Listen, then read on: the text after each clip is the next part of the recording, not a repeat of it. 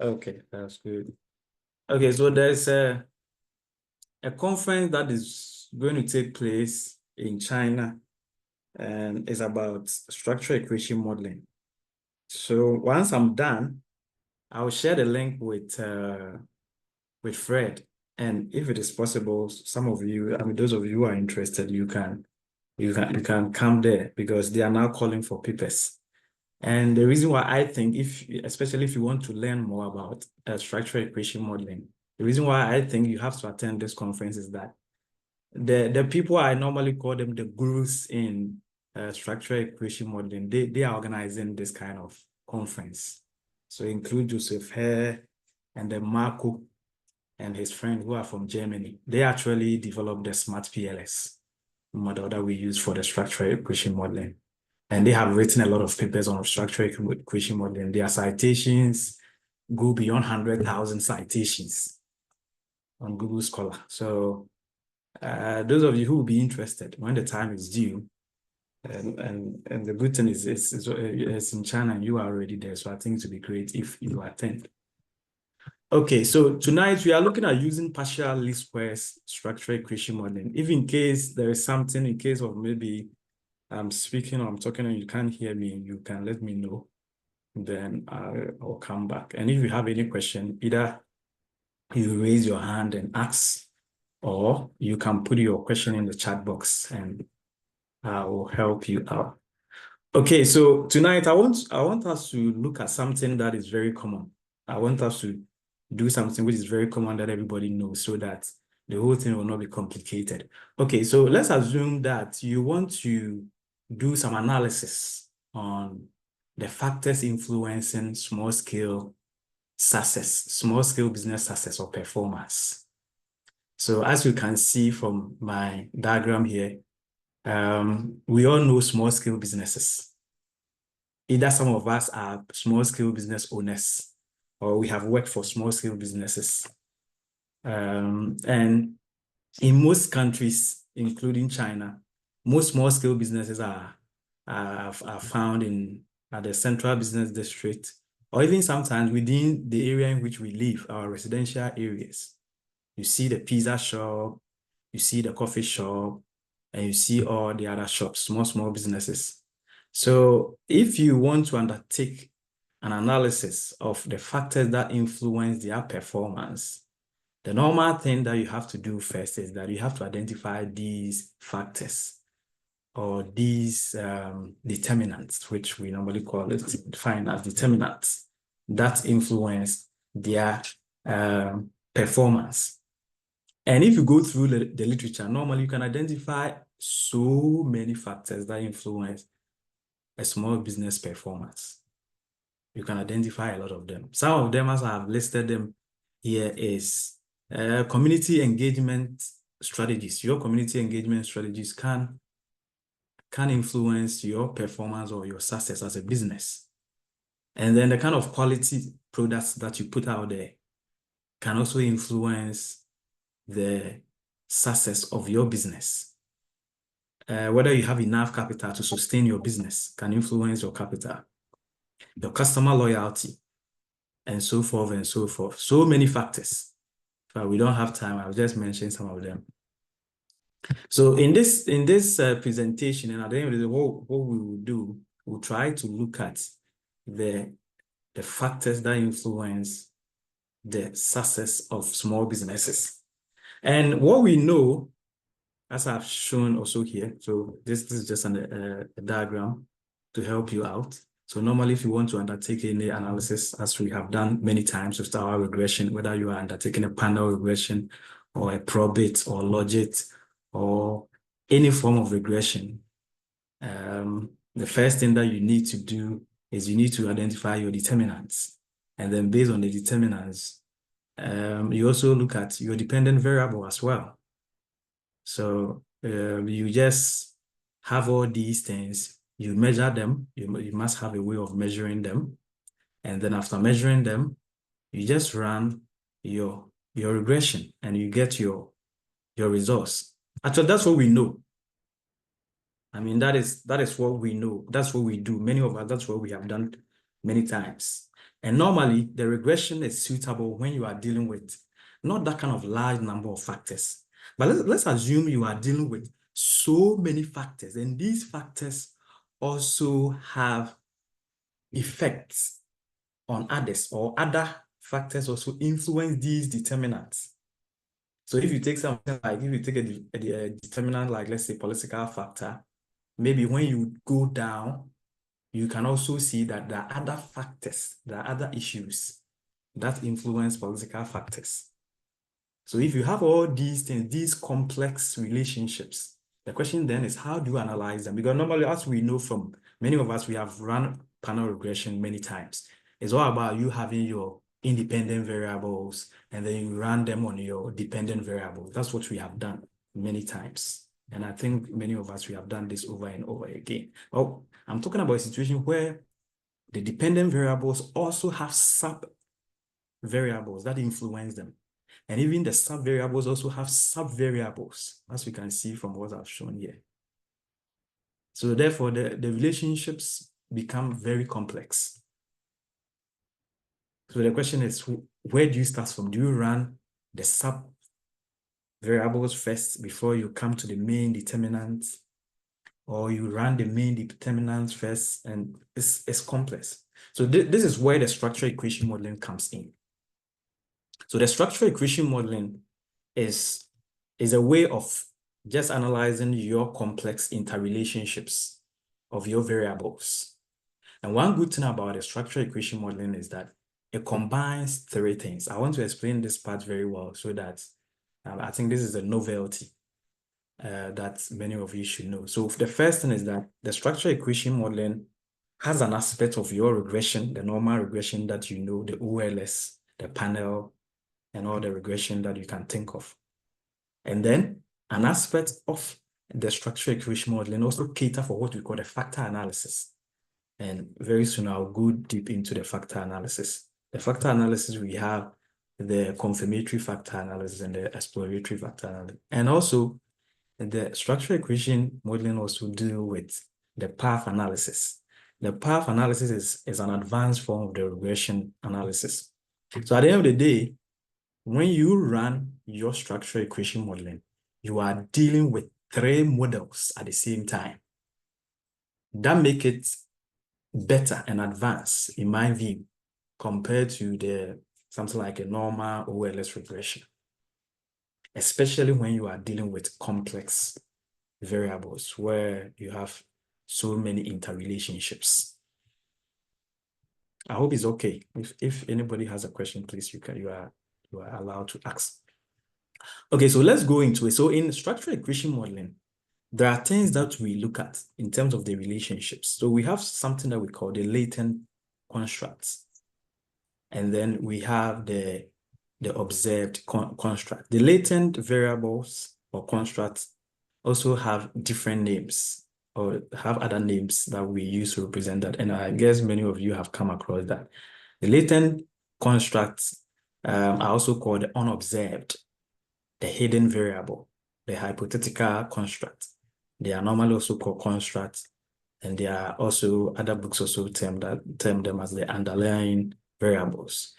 And with these latent variables, the subconstructs that explain the latent construct, they are called the measured variables.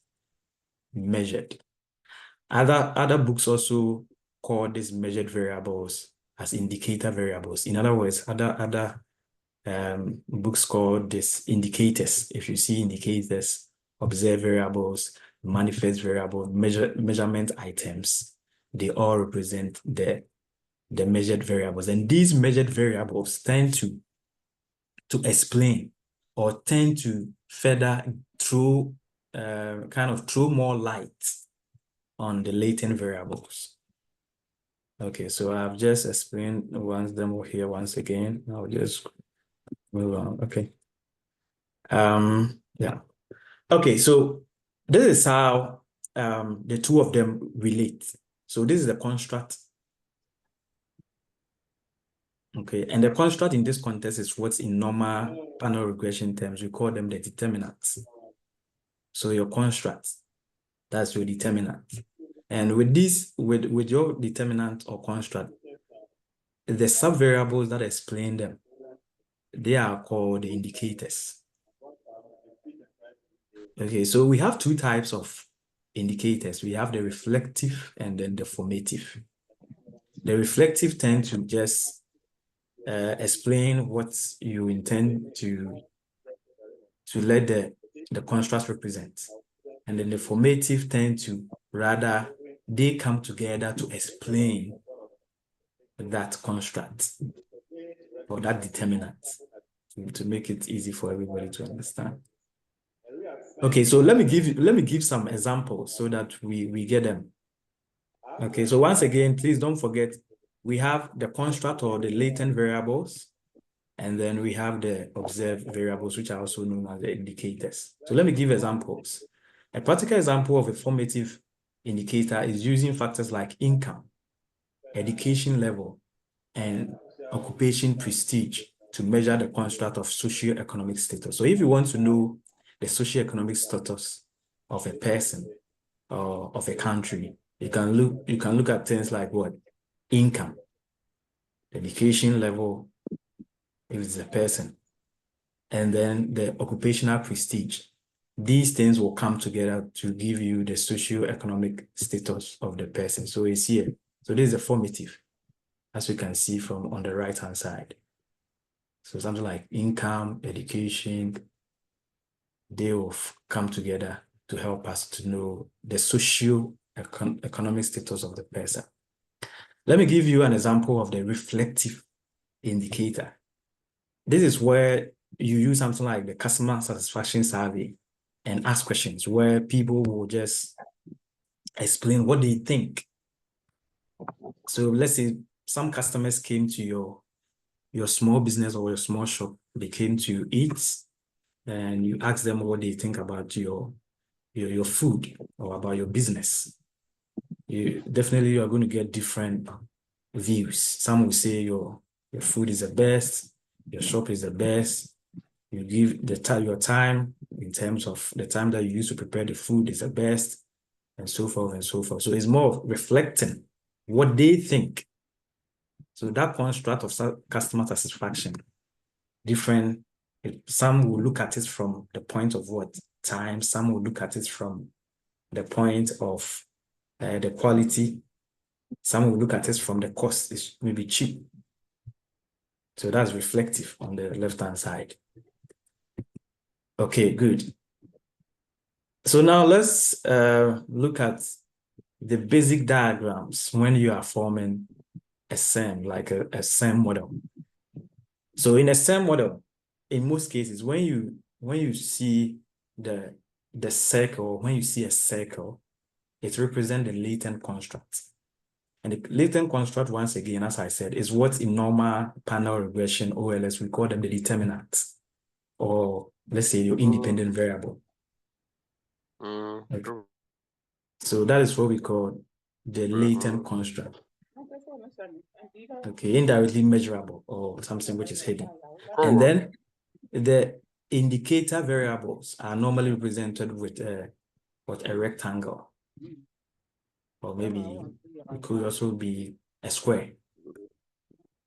And these represent things that explain the determinant or the latent construct.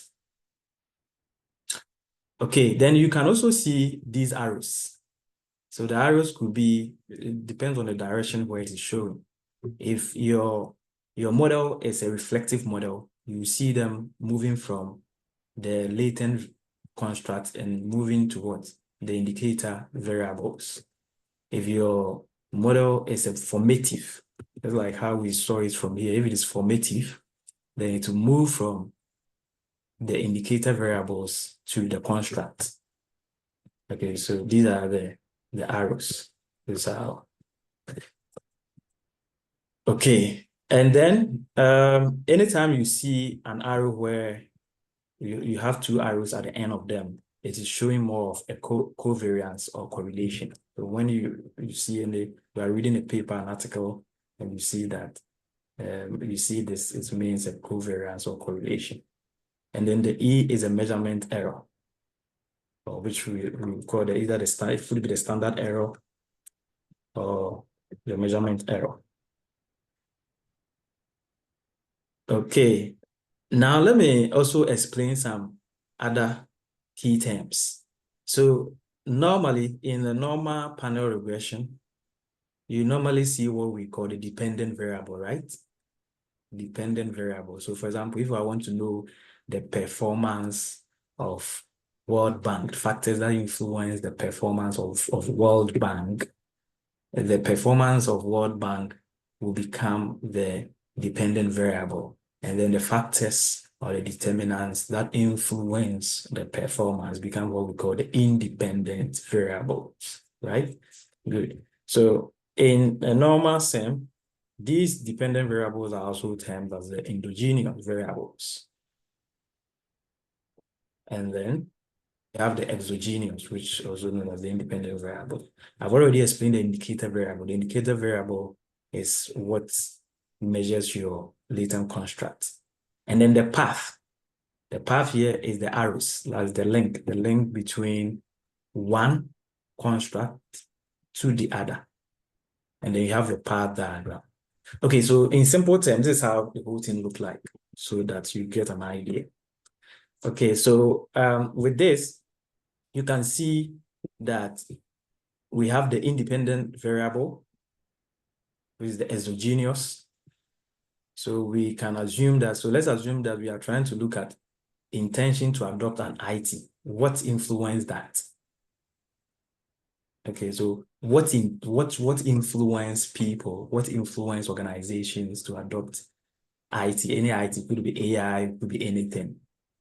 So that's intention to adopt IT become our dependent variable. And then we look at other factors. So these factors influence that. It could be the belief of ease of use. It could be the belief of relative advantage. It could be maybe something effect. It could be interaction of effect and relative advantage. It could be anything. Okay. Yeah. So these things become our exogenous construct, which is the independent construct. And then we have our indicators. Each of the constructs, they also have their own subconstructs, which we call the indicator variables, as you can see. And then we have the path coefficient, which when we run the structural equation modeling, we will see.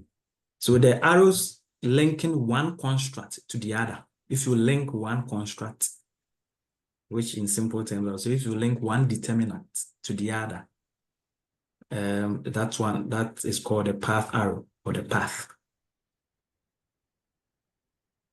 This is our construct. That's the circle, and then this is the indicator. And then you can also have a mediator, and you can also have a moderating effect. So the mediator here, let me give you an example.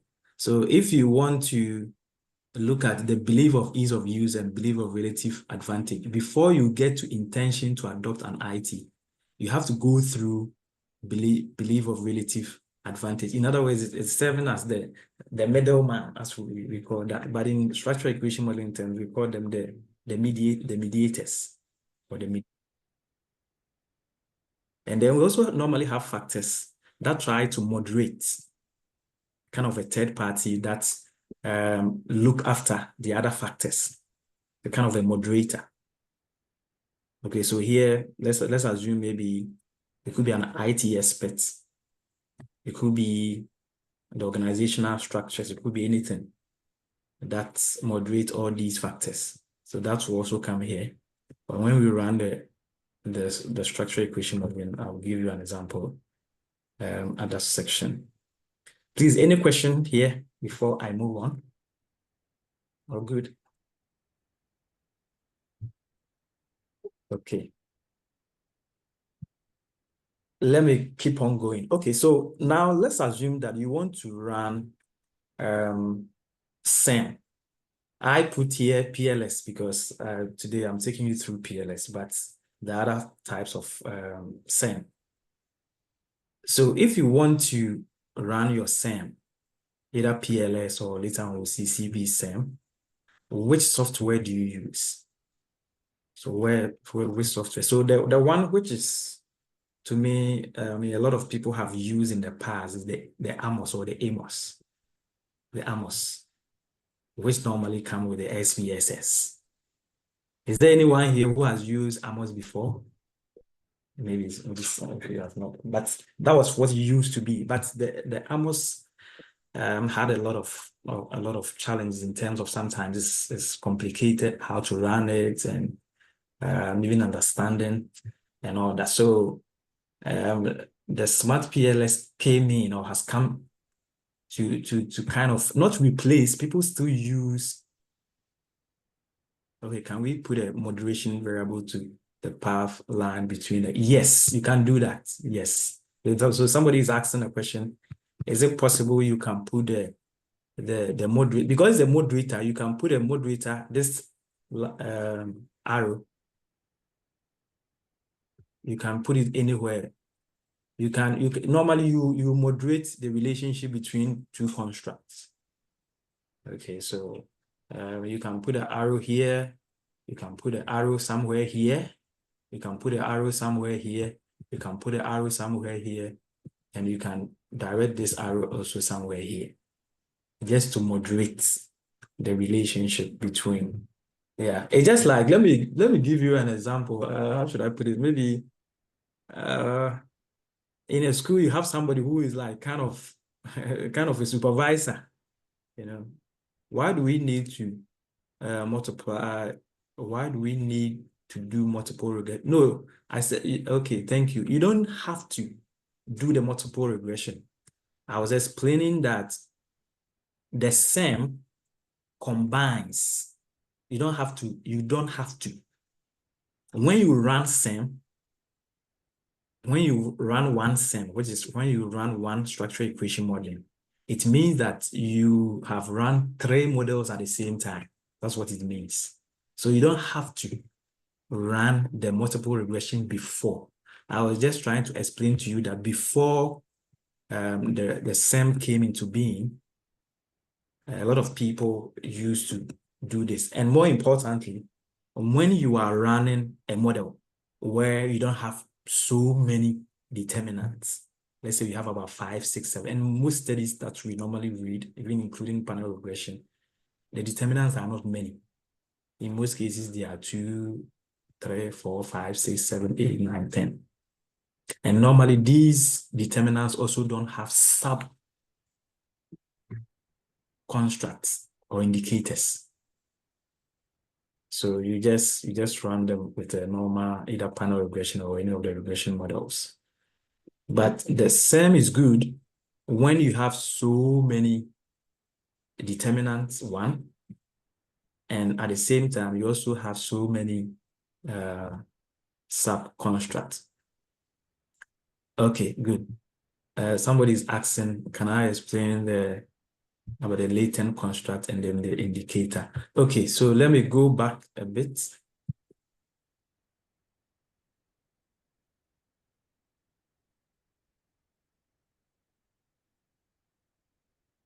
Okay, so let me use this diagram. Okay, so the construct in this context represents what we normally term in normal panel regression, normal OLS regression as our independent variables or dependent variables, or we term them as our determinants.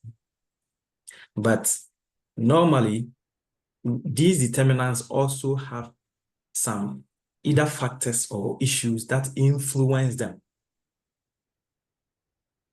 So let's take an example. If you take something like a political issue, or if you take a political factor, or if you take a politics as a determinant, there are a number of things that come together to give us that factor. There are a number of them. What are some of them? It could be good governance. It could be free and fair elections. It could be strong political institutions.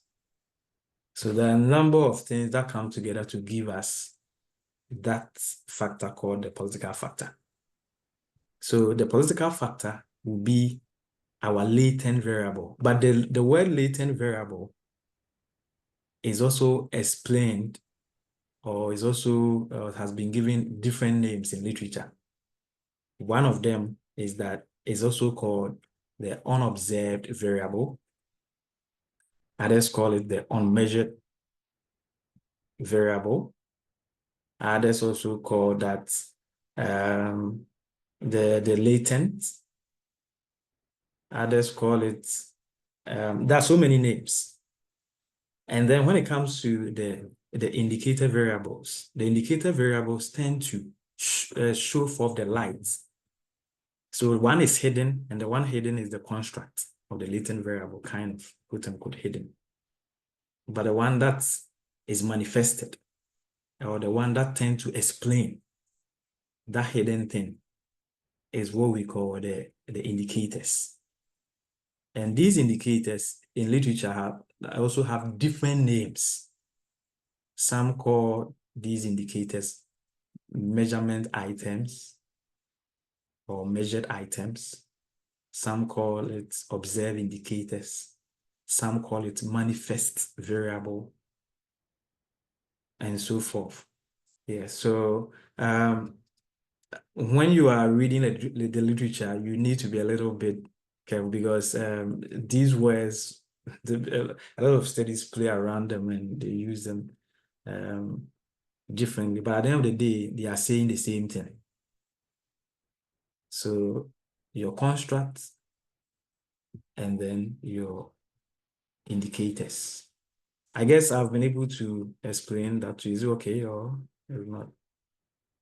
Then there's a question is, what about if we have control variables?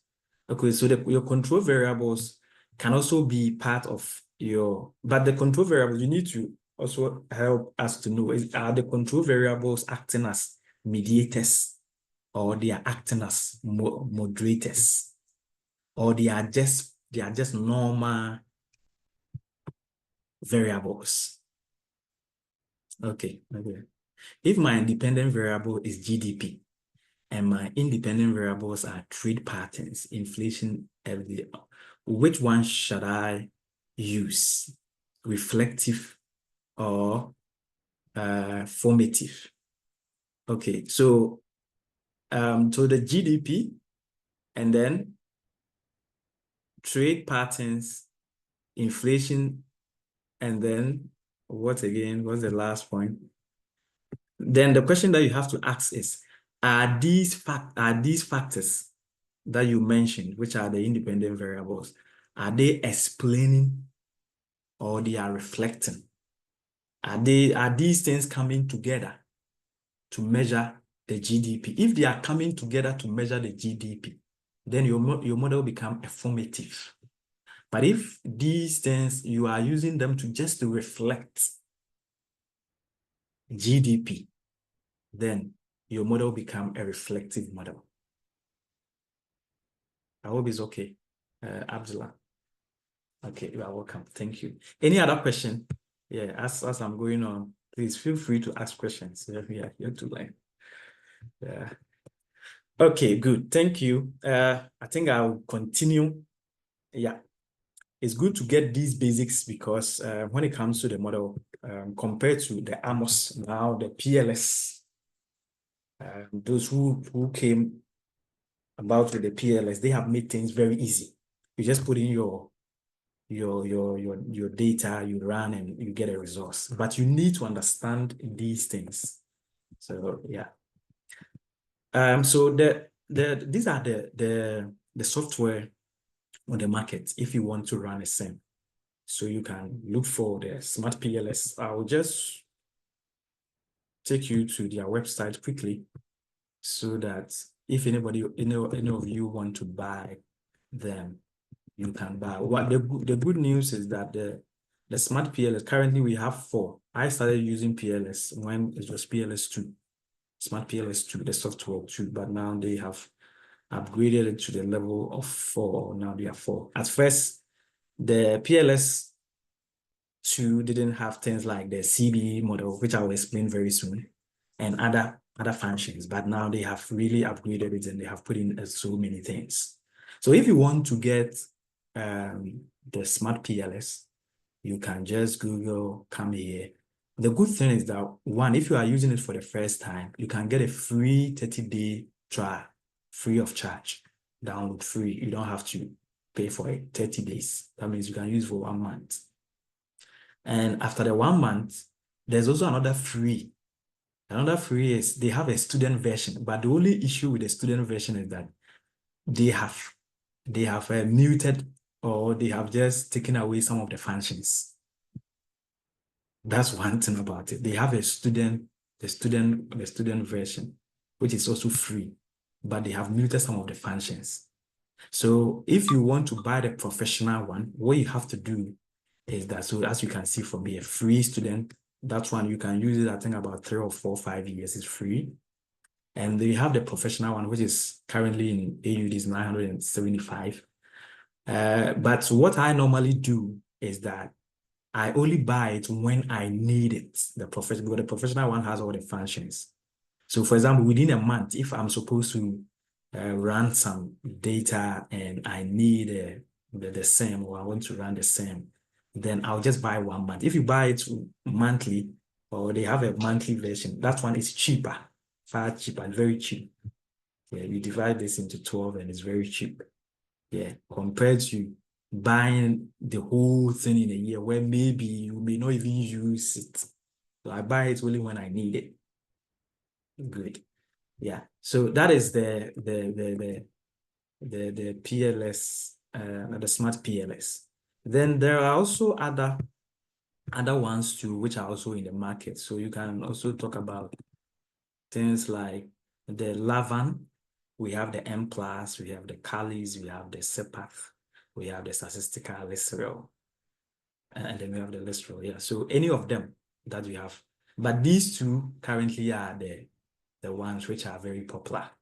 The Amos was in the market, has been in the market for so many years, but it comes with so many complications because of the way to go about it and run it. And if you look at most of the structural equation modeling articles, journal articles, many people wrote their papers using the Amos. So the Amos is very common, but the smart PLS is taking over. Yeah, and that's what I have currently. So it's something like this. So when you see something like this, maybe you have come across, you were reading a paper, you saw something, this is a smart PLS. Okay, great. Yeah. I hope you are all good. Okay, now good. Now, with respect to the SEM model, we have two things that anytime you want to run a SEM, any of the SEM model, which I will introduce you to very soon. When you are running your SEM, there are two models that you have to always run. The first one is what we call the measurement model, and the second one is what we call the structural model. What is the meaning of the measurement model? Is there any analysis we have to do before SEM sequentially? I will say yes, and I also say no. Yes, Biru, yes, when you have a large number of variables, a large number. You know, many of us are in finance, so we are not so much, I guess we have not done a data analysis where you have, okay, maybe, I don't know, I'm just saying, but you have not done analysis where your variables, you have about 100 variables or maybe 150 variables, plenty variables. In a situation where you have so many variables, then I will advise you, it's just an advice, but it's not always the case that you have to follow what I'm saying. Just go by what the literature is saying. But from my experience, if you have a large variables, then I will advise you before you run your SEM to first run what we call exploratory factor analysis, either exploratory factor analysis or confirmatory factor analysis. The reason why you have to run this exploratory factor analysis is to help you to know the variables which are important, relevant variables. Because for all that you know, if you have 100 variables, the ones which are maybe important are about 40 or 25. So when you run what we call a structural equation model, exploratory factor analysis, you'll be able to know the variables which are important. Also, there are also other techniques such as analytical hierarchy process, AHP. So some of you, maybe one day when you invite me, something I'll come and teach you. Analytical hierarchy process is also a way of also helping you to determine the relevant variables. You can also run what we call a fuzzy synthetic model. All these things are to help you to determine the variables which are important so that you don't worry yourself dealing with so many variables in the SEM which are not important. That is the only thing I would say you have to do. Other than that, once you have everything, if you don't have that large variables and you think they are all important, I will suggest you go ahead and run your SEM. Okay, thank you. Now let's come back to this once again. So we have the measurement model and then the structural model. Why the measurement model? The measurement model, the aim is to help us to know the relationship between the indicator variables, which is the subconstruct or the sub-indicators or the sub-variables, and then the latent variables. So I want to take you back once again to the diagram I showed to you. So here we want to know the relationship between these x1, x2, x3, x4, and then the construct. What's the relationship between them? You know, so how do they vibe? Do they work very well? So we want to know. So that's the first thing that you have to assess. Assess the relationship between the sub-constructs, the indicators, and then the latent variable, which we also call them the constructs. Assess the relationship. And you assess that by using what we call the measurement model. The question that somebody will ask is, do you have to do this separately? No, the same model will do it for you automatically. There's a function in there which will do this thing for you automatically. You don't have to worry yourself. Okay, good. So one thing that you need to know is that the measurement model has something to do with what we call the confirmatory factor analysis. And I'll explain that soon because I'll take you there. Then the second model. So in every SEM, anytime you are running SEM, there are two models which you must always report. And when you read all the papers, any SEM paper that you read, these are the two things that they report. They report the measurement model, and then they report the structural model. What is the meaning of the structural model? The structural model helps us to know the relationship between the latent variables. So let's come back to this thing once again. So for example, let's assume this construct, latent variable is a determinant 1, and this is determinant 2. If I want to know the relationship between them, the two circles, what is the relationship between them? But now they are separate. So if I draw like something, an arrow, bring it here, what's the relationship? We determine that by the structural model. And then the structural model, in a larger extent, works just like regression. The structural model, in a larger extent, works just like regression. So when you run your regression, you use the p-values. You have the t-statistic. And then, so here, when we run the structural model, we are going to see the t-statistic. And out of the t-statistic, you see your p-values. And based on the p-values, you determine whether that variable is significant or is not significant. Okay, so we'll see that very soon. Okay, good. So this is how the model works, just like how I showed you in the other diagram. So let's assume we have latent variable 1, which we also call the construct 1, and then we have the latent variable 2. And here we are assuming that the latent variable, so this latent variable, let's call this one the independent variable. The independent variable has an impact on this dependent variable, right? So when you look at the one colored, which is the relationship between the sub indicators or the sub construct and then the latent variables, then you are doing what we call the measurement assessment, which we also call it the limit model. And then when you look at the relationship between latent variable 1, which in this context, I call it the independent variable, and then latent variable 2, which is in this context, the dependent variable, then what you are doing is what we call the structural assessment, which is the structural model.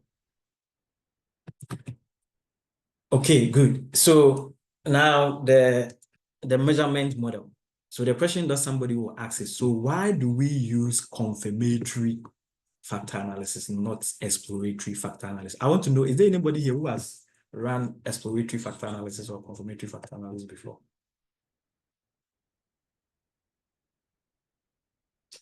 Okay, so if you have done any factor analysis before, especially if you have used SPSS, any of you who have, if you have used SPSS before, when you are running exploratory factor analysis, it's very simple. All that you need to do is just put your variables in there. You don't really need any established hypothesis.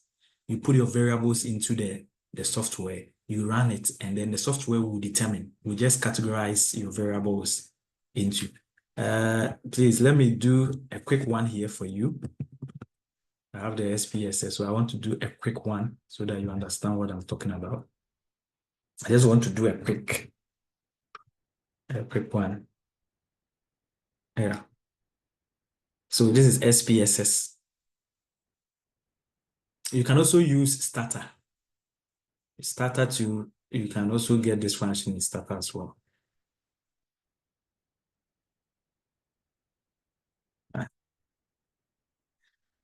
Okay, so not to bother everyone, maybe when we get it, I'll come back. The exploratory factor analysis, when you are running this, you don't really need any established hypothesis, but with respect to the confirmatory factor analysis, you need an established hypothesis to confirm it.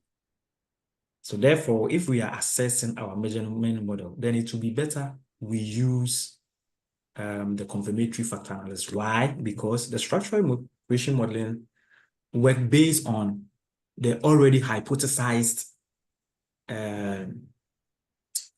relationships, something that you want to test and either confirm or disprove it.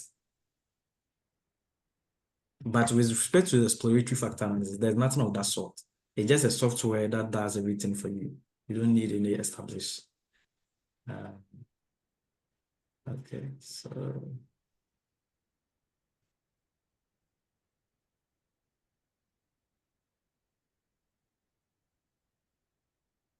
Okay.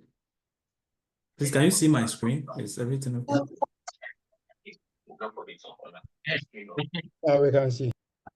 Okay, so I'm trying to run. Yeah. I'm just trying to run factor analysis, exploratory factor analysis in the SPSS. So as you can see from here, I've not established any hypothesis.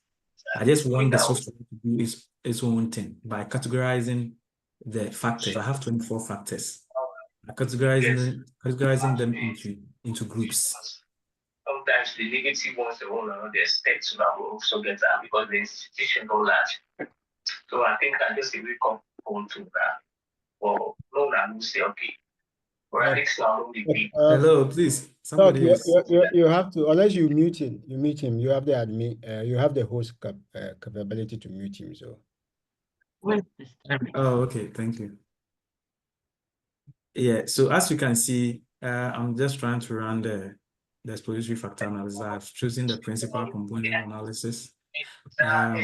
The purpose of this thing is not to run factor analysis other than that. We know they are against that, but always put your hands up. The way institution don't think so. Okay, thank you. Okay, yeah, I've been able to mute. Okay, rotation, I want to take very mass. There are reasons for all these things, but I don't have that time to do all that today. Because, yeah, so this is my exploratory factor analysis. And based on my exploratory factor analysis, I'm getting 5 components. And the total cumulative variance explained is 67.276%, which is good. Yeah, and I've been able to get 5 components out of that. So this one, the software has done everything for me. It has categorized, and when you come down, you see the rotated component matrix. So 5. And if I really want to know how these variables work in each of them, I will just come here, size, and suppress anything which is 0.5 should be taken out. Okay, want to run this and see. Okay, yeah, so this is how, and I think many of you have also seen this in many papers that you have read. You see some of these things. So this categorization has been done by the software. This is not something that I base on any hypothesis. I have not hypothesized anything. I didn't confirm this thing from any literature. I just collected my data. I put it into my SPSS, and the SPSS has given me these categorizations into 5. Okay, but when it comes to confirmatory factor analysis, that's not how it works. It works based on an already hypothesized idea or already grouped factors, which you have grouped them based on already existing literature. For example, if you talk about something like microeconomic factors, we all know factors that come under microeconomic or conditions, interest rate, inflation rate, unemployment, foreign exchange, and so forth.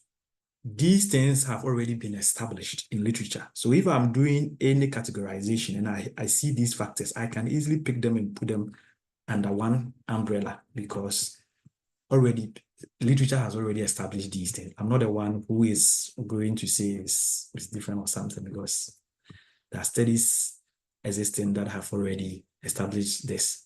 But when it comes to exploratory factor analysis, you'll be amazed that these factors that I mentioned, like interest rates and all that, they will go into another group, a group which is not related to macroeconomic conditions, because the groupings are done by the SPSS software.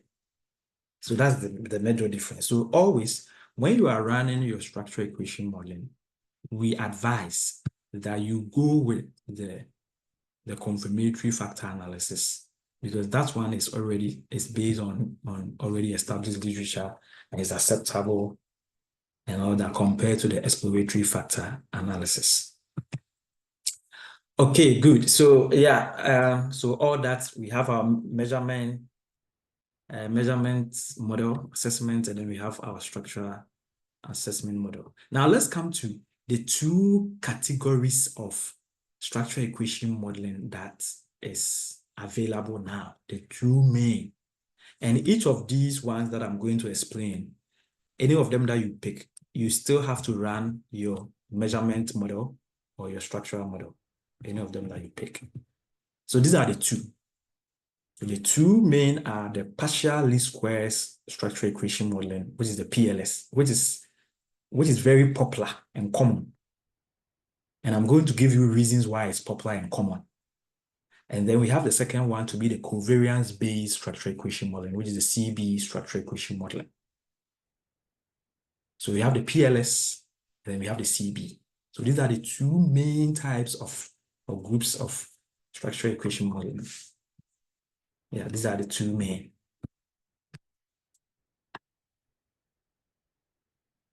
Oh, okay. The confirmatory, okay, thank you so much. The confirmatory, I will show the confirmatory when I'm running the structural equation modeling. Yes, I'll do that. Thank you. Okay, so please, the PLS and then the covariance. So the question that somebody will ask is, why is that it seems a lot of people use the PLS more than the covariance? There's a reason for that, so I'm going to give you the reason. And actually, that's what I use for my PhD, the PLS. The reason why I'm going to base on, there are other reasons, but I'm just going to base on 2 of them to make it so practical and easy so that everybody will understand. The others are just additional thing. The first one is that when it comes to the PLS take any data that is non-normally distributed. Any data, any data set that is not normally distributed, you can use the PLS-SEM.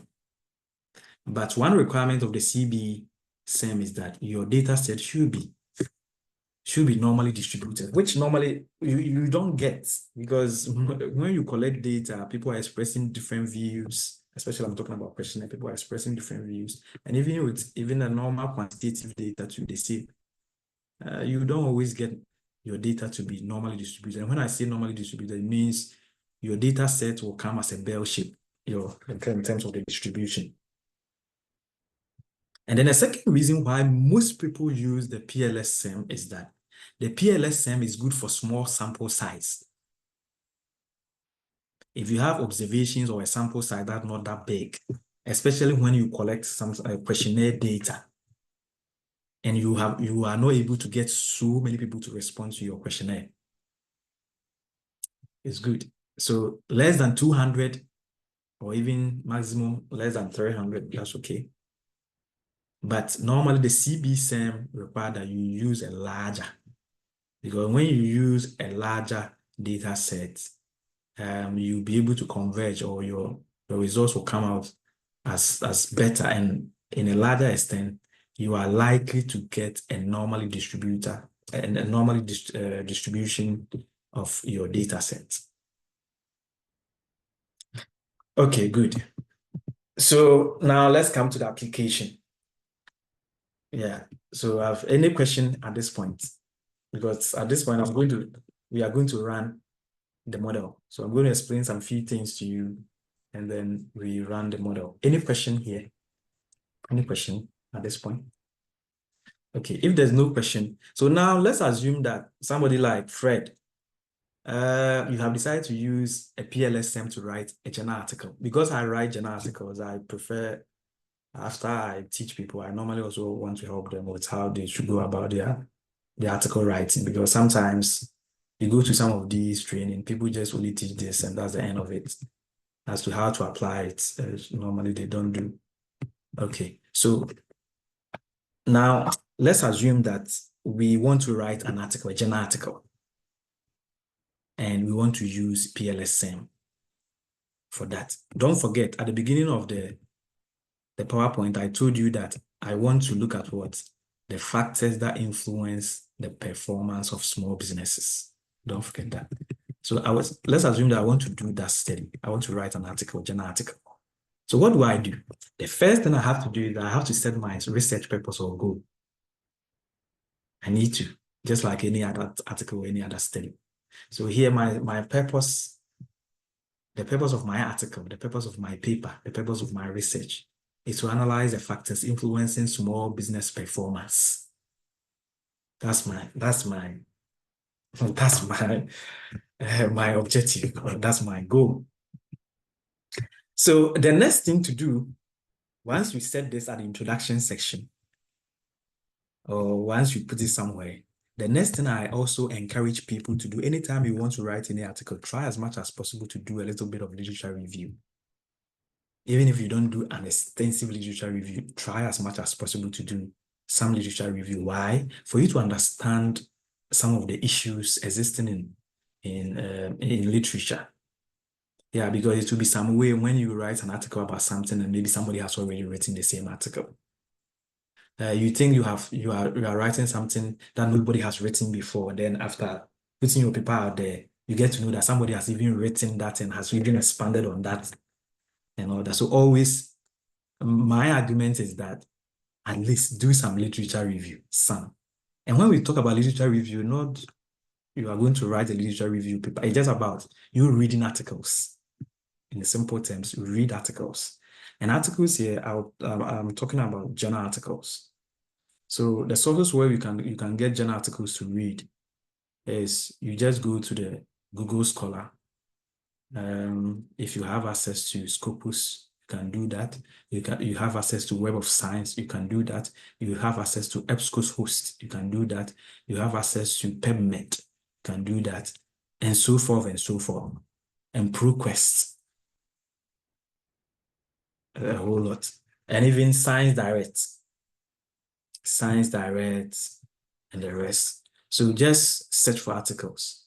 So in this study, the aim is what? Is to analyze the factors influencing small business performance. So when I go into these databases like Google Scholar and all that, I'll put in my factors influencing factors. I can even put factors, and I also put small business performance and search. I'll get a lot of articles. Once you get the articles, you read them. Whilst you are reading them, either you can look at some of the conceptual theoretical frameworks that previous studies have already put out there, or you can start developing your own. What is a conceptual? Conceptual means like concept, something in your mind, your concept, something, an abstract thinking, an abstract thought. Like if right now I ask Fred, how do you see the world? Fred can describe how he thinks the world should be, or how he thinks how the world, maybe it will be different from mine. Okay, so you put that in normally, you can draw it on paper, or what you can also do. Why do we need to do EFA before SEM if we have already got from literature our IV? Good. So I was saying that, thank you, Biru. I was saying that if you want to conduct the EFA, you only do that when you are dealing with a large sample size of variables. So, for example, what you mentioned here, you have about, I think, 1, 2, 3, about 4 variables. This is okay. You don't need EFA. But let's take a situation where you have, let's say, 200 variables. 200. And for all that you know, some of the variables are even related. They're almost the same. They're almost saying the same thing. What do? What you have to do is run the EFA, get to know the ones which are important, and then take out the ones which are not important, and then go ahead to run your SEM. But if you are dealing with a small number of variables, then in my view, you don't need to run the EFA. Just go ahead and run the SEM. Okay, another question that you ask is, why do we need to look for rotation component matrix to group our steady variables if we already have our variables from literature? Okay. Okay, so yeah, so once again, it's all come down to the kind of factor analysis that you are using. So if you are using the EFA, the rotation component matrix is important. You need to determine that, which is you use the CPA, the PCA, sorry, the principal component analysis. Yeah, so it's one of the requirements that you have to meet. But in a situation where your variables are not that many, like in this case where you have about 4 or 5 variables, personally, I don't think you have to. It's not important. So when you are dealing with, let's say, 5, 10, even up to 20, I don't think there are many variables. Personally, I don't think it's important to run EFA. Yeah, or even run any factor analysis. Just go ahead and run your. Yes, thank you. Okay, good. So you develop your conceptual framework or theoretical framework. So as you can see from the diagram, I have developed something like a conceptual framework. So here, I just decided to group the factors. So I have my organizational factors, political factors, economic factors, social factors, technological factors, ecological factors, legal factors. And I think, so please, this is something I think. It doesn't mean that it's something I did just for this training. It doesn't mean it's the same for all studies. I think these factors influence the performance of small businesses. So I want to look at the relationship. I want to look at how these factors influence that, and I want to use the SEM. But before this, I did something which I want to show you.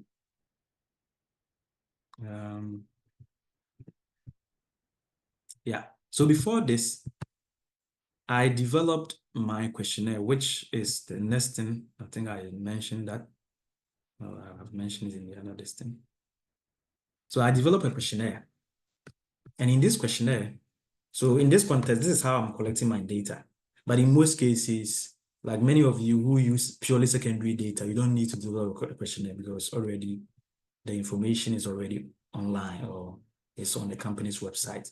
But in a situation where you are using something like questionnaire, so in this context, I'm teaching those who want to use questionnaires for this. Okay, so what you have to do is you just have to put the background of the respondent, and then you go to the main issues. The main issues are that one, what are the factors influencing the performance of small businesses? And here I have my political factors. And the political factors, I have these factors, about 3 or 4. Is it 3 or 4? Okay. Yeah. 3 factors. 3 factors that I got from literature, or when I read the literature, I got that they influence or they come together to form what we call the political factors. And then I also have economic factors, and I think these are the factors: lower inflation rate and all that.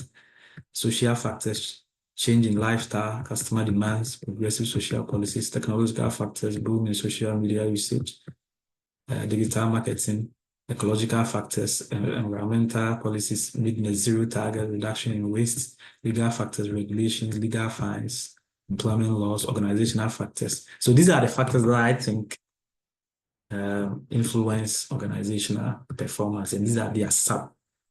So the ones that I have numbered 1 to 7, they become what we call the constructs.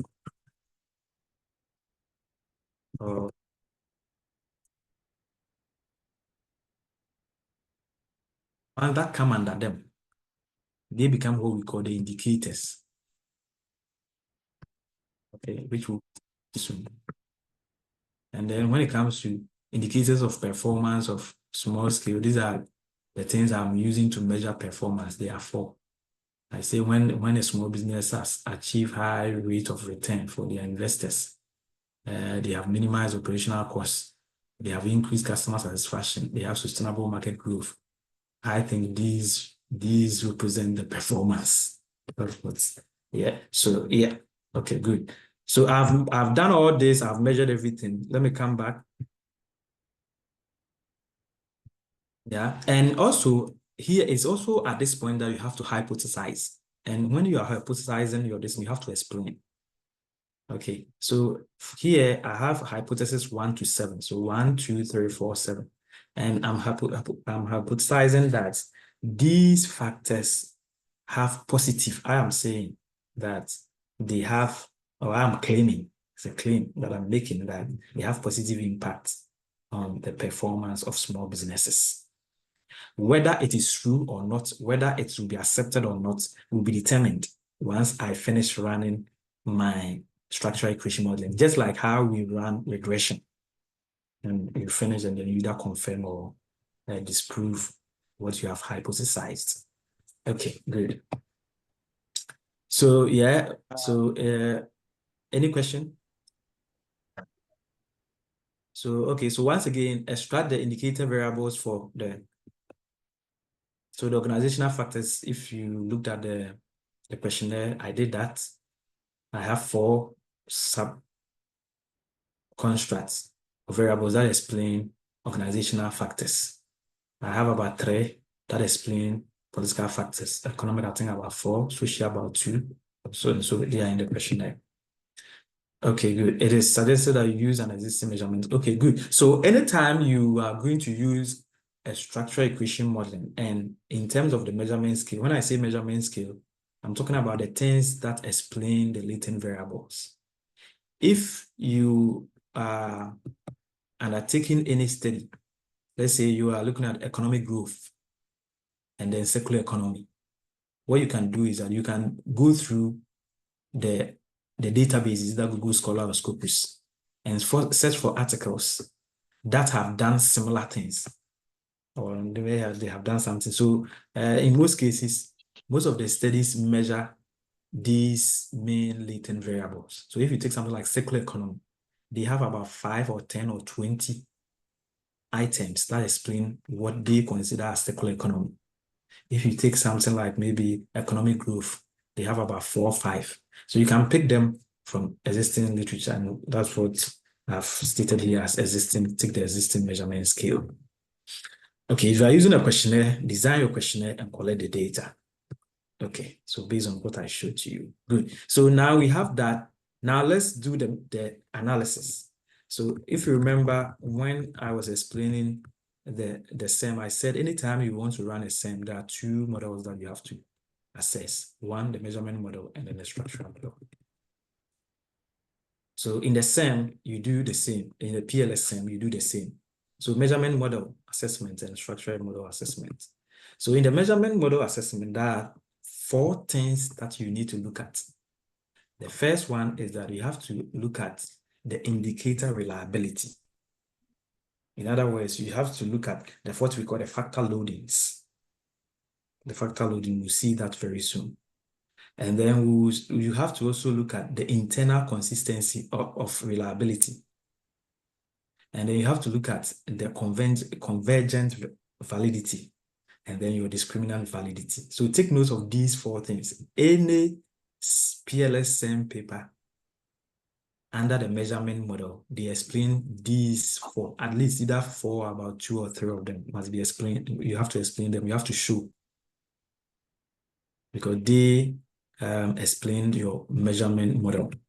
Okay, so let me explain them so that you get an idea of what they represent. So the indicator variables help us to know the level or how the indicator variables explain the construct. And normally we say that, or the acceptable threshold in literature is that when your factor loading is 0.7 and above is acceptable. Anything below 0.7, it means that the indicators are not explaining the thing that much. So for example, let me take you back to the questionnaire I showed you. So if you say that, oh, sorry.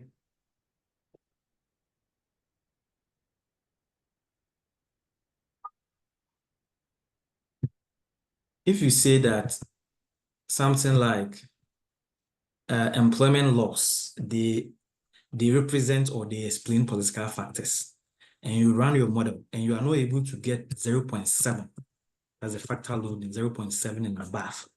Maximum is 1, 1 means 100%. Then it means employment laws don't really explain political factors, or they don't really represent political factors.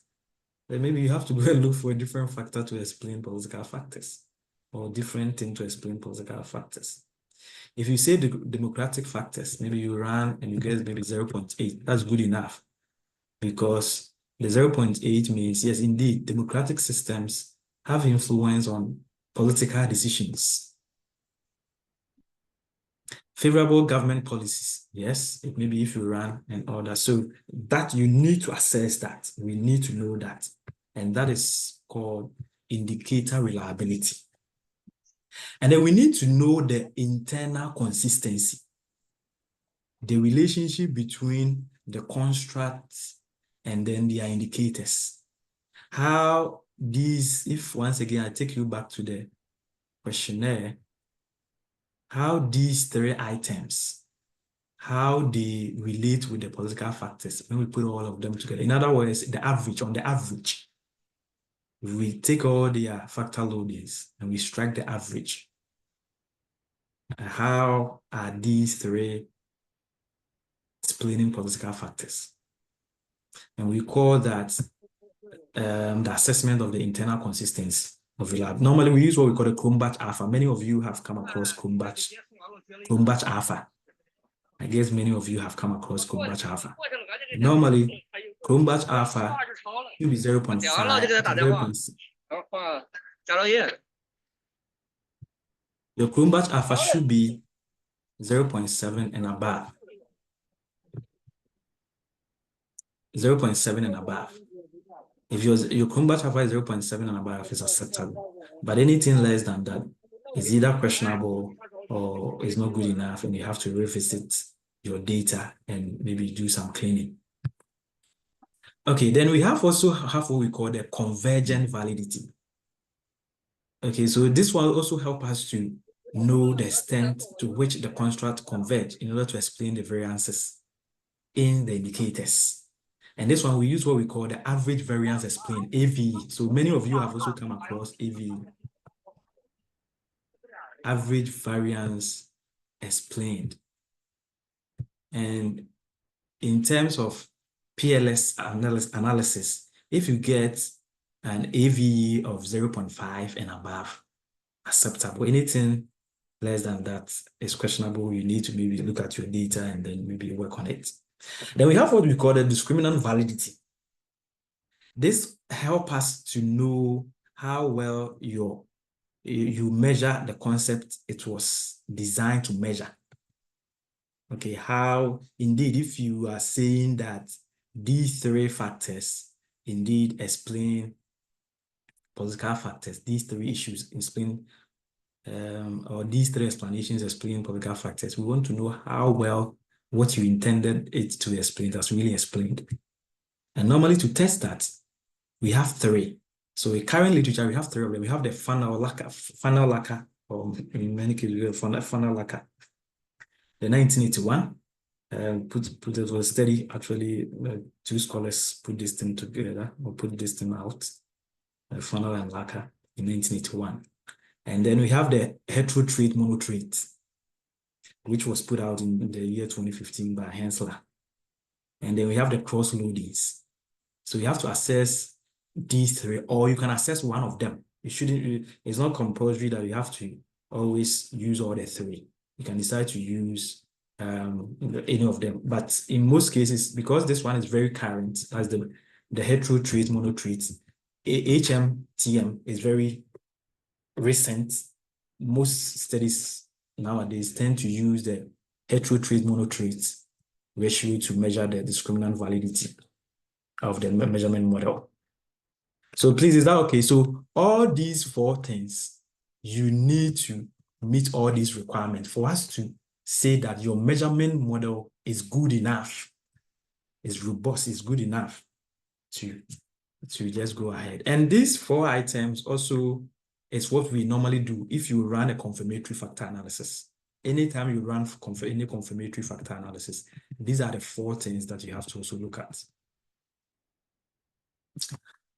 Okay, good. Now let's come to the last one, which is the last model. Then we go to the PLS. I'll try as much as possible to run something snappy so that we can go. Yeah, we have the structural model, which is the second part. So don't forget, once again, anytime you are running your SEM model, you first have to do the measurement model assessment and you have to do the structural model assessment. Okay, so what is the structural model assessment, and what do you need to look out or look at to say that your structural model is indeed good enough for you to continue to conclude on whatever you're analyzing? So one of the things that you need to look at is you need to look at the collinearity, the relationship, and this is where okay, so here a question. Can we run measurement model as a sample, please? Yes, you can run the measurement model alone and you are done. And that is what, once again, we call that one the confirmatory factor analysis. So the confirmatory factor analysis is just the measurement model. When you run your measurement model and that's the end of it, and you don't add the structural model, you have done confirmatory factor analysis. And you can do that and you can say that's the end and you explain your destiny and go your way. But it doesn't, it means you have not done the full SEM, because full SEM, you have to do the two. The two models have to be run and explained for you to get what we call the full structural equation model, which is in this context, the partial least squares. Okay, so check your collinearity. I've sent you a message on WhatsApp. Please kindly check for me. Okay. Thank you. Oh, okay. Yeah. Okay. Yeah. That's good. Yeah. That's great. Thank you so much. Yes. I will do that. When do you think we can do that? Is it next week, next month? I can come back and we do the running. Yeah, because I think, yeah. Okay. So let me finish here.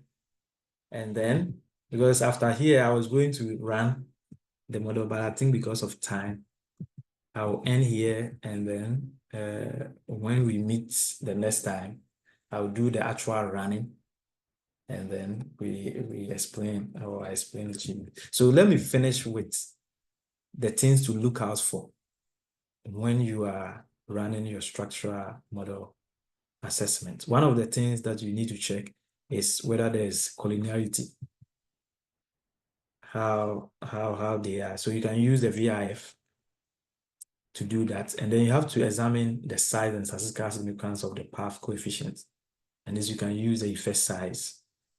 And also you can also use the coefficient as well in terms of the R square and then the adjusted R square. So the R square and adjusted R square, as you know, is in regression, also come here. Okay, and then you can also look at, that's the sample prediction and dependent construct.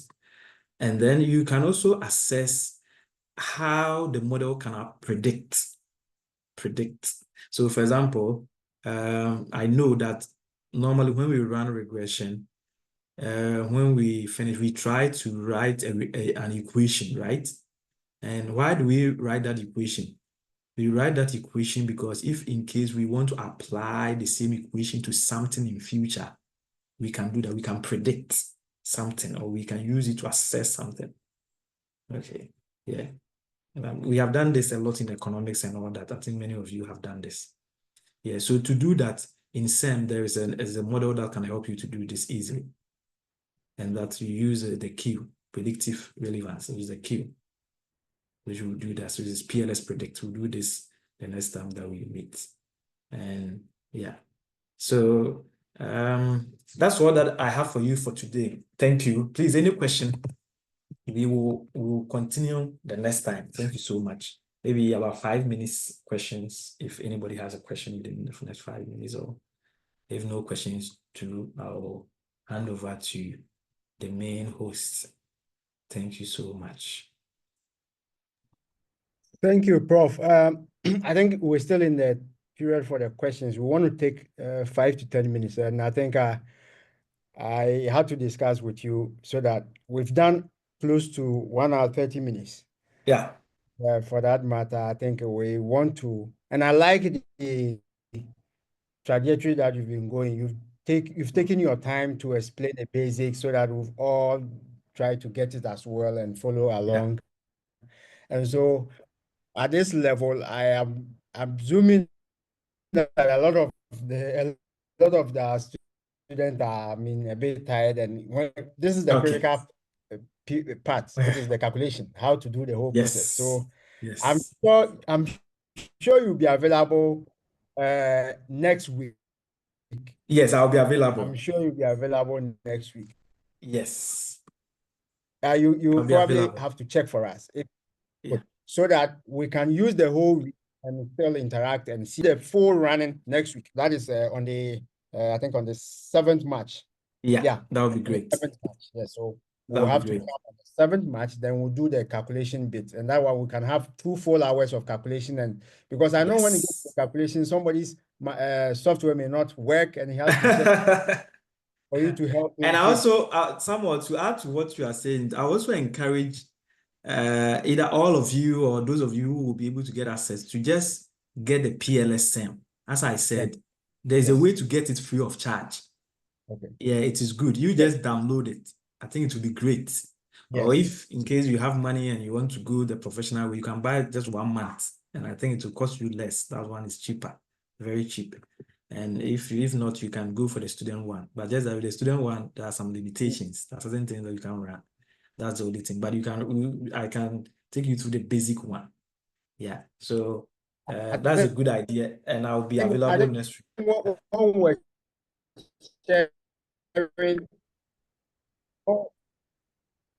Program, one of the things we did was that we told them that, you can access the 1 month free. So don't sign up, wait for this period. Sign up. So most of them that are installed, I know they now sign up. That's a great idea, Samuel. The 1 month one. Our students, the 1 month one is free for now. So please, I think everybody can get a 1 month one, especially if this is the first time you are using SEM. Yeah. It's free, so get it.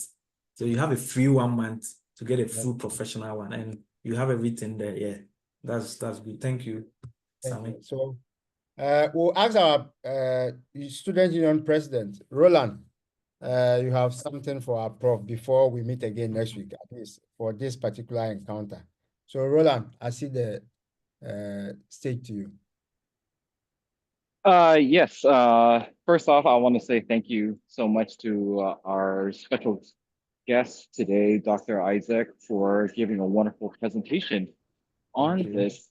And I actually do like to get a feedback, which Sam can actually help organize later from the students, because the software that you have introduced for everyone here in attendance today, if there is a high demand for it, please let me know.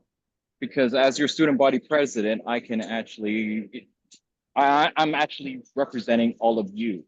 So then if the students are interested in this software, I can speak with the school officials about it, right? So being your voice, please let me know as well, because the presentation today, it was quite informative as like a introductory process, you know, because I know that we're short in time, so we didn't go into much detail data analysis with it, but I think this is great compared to what the university offers, at least in far as to Capital University. And of course, those in attendance, not everyone is a doctoral student.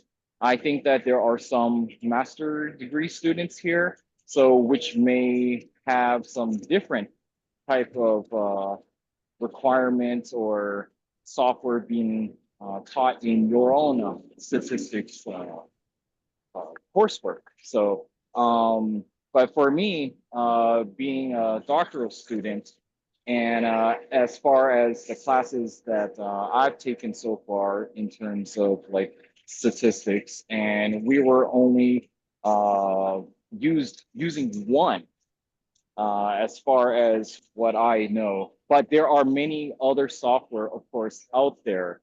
And for Dr. Isaac to share something else outside of, say, for example, SPSS, which was what was taught last semester, it gives students more of an expanded knowledge on what you can do than what is being given. So I thank you, Dr. Isaac, for your time and for your knowledge tonight.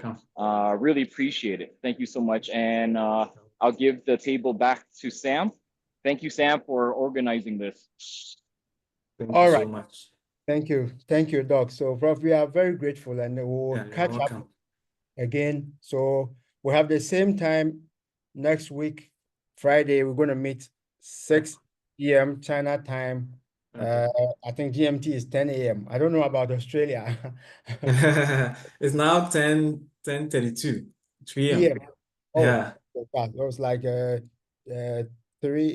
hours ahead of us. Yeah, difference, yeah. That's fantastic. So we are grateful, and I think your email and everything. Since we'll meet next week, we'll try and have more time. Then maybe we can ask questions beyond what you are teaching. There are other questions in terms of publications and other research that we can, and we'll meet in July, because July you come and meet us. Yeah, July I'm coming to China. Yeah. Yes, we'll treat you to some good Chinese food. So don't Oh, worry. thank you. That would be great. All right. So thank you very much. Have a good night, and see you next week. Yeah. So grateful. All right. So guys, thank you, everybody. Thank you for joining, and we'll see you again next week, Friday. All right. Bye-bye. Bye.